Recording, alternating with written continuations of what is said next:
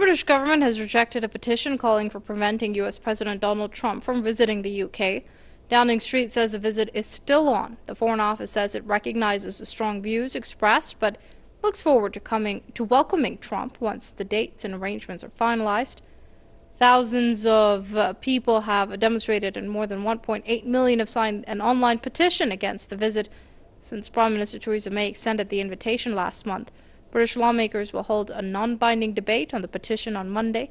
The government responds to all petitions on its website if they are signed by more than 10,000 people. Let's speak to Tony Gosling. He's an investigative journalist and he joins us via Skype. Many thanks for joining us here on Press TV, Mr. Gosling. So what do you make of the fact that Trump will still be invited and welcome to the UK despite the petition with 1.8 million signatures on it? Well, look, this petition was never going to actually stop the visit of Donald Trump, but it has achieved what the people who set it up wanted to achieve, which is to get another debate in Parliament. We've already had one debate in Parliament about this, which the government won, saying actually yes, Trump should be able to come. So it's good to almost rub it in to say that there are millions of people across the country that don't approve of Donald Trump. I think many of the people that signed the petition don't necessarily not want the visit, but they want to make their voice heard, that they don't approve of the way that this US president is conducting his affairs. I mean, look, the British people aren't the same as the American people. I don't think they have the same kind of sentiments. We can see what Trump is doing is he's demonizing Islam, and we're having none of it.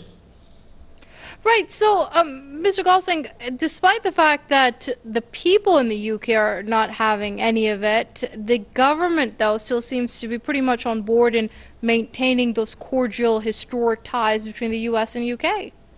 Well, they're actually quite important, and I believe always diplomatic channels should be open. We've just had, in the last 18 months or so, the full reopening of relations between Iran and Britain too. It's good to keep all diplomatic lines open because that is the way that we stop wars happening. You know, it's a good, positive thing. But the latest on this visit of Trump, we've just heard from The Guardian a few hours ago, a leak. It was going to be in June. It now looks as if it's going to be late August or September, and that's quite a crafty move by Theresa May because there will be then a parliamentary recess, and there was a lot of talk of Donald Trump speaking at Westminster Hall to the House of Lords and the House of Commons, a collected group there. Obviously, that is not going to be very easy with Parliament in recess. So there's been some manoeuvring to try and make sure that that there is no embarrassment. This is really to get rid of the embarrassment. But I think in the UK, we're aware, many people are aware, that there is this racist faction. If you go back to after the Second World War, lots of Nazis were brought into the United States. In 2015, we heard that $20 million had been paid in welfare payments to Nazis, many of them war criminals by the US. And there is this racist faction in the CIA, which is doing everything it can to demonize Muslims, really to demonize Iran and to exonerate Israel from everything. And that's a very dangerous faction. And the British will be out on the streets protesting Trump because of it.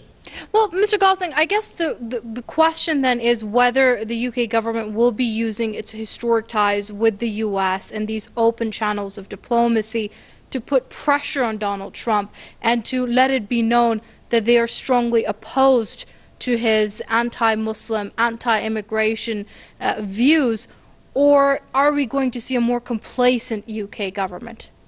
Well, look, let's face reality here. The United States is a much more powerful country than Britain is, but Britain has its soft power, and it also has a long relationship with the United States. Of course, many people are migrants from the United Kingdom, mostly Irish actually, to the United States. So there are very, very strong cultural ties. So I think many people in Britain will be doing everything they can to twist the arms of this new administration to try and get them in line with proper moral policies, particularly in the Middle East, which the United States seems to be absolutely obsessed ever since the end of the British colonial empire in interfering constantly. So we're going to try and stop them doing that.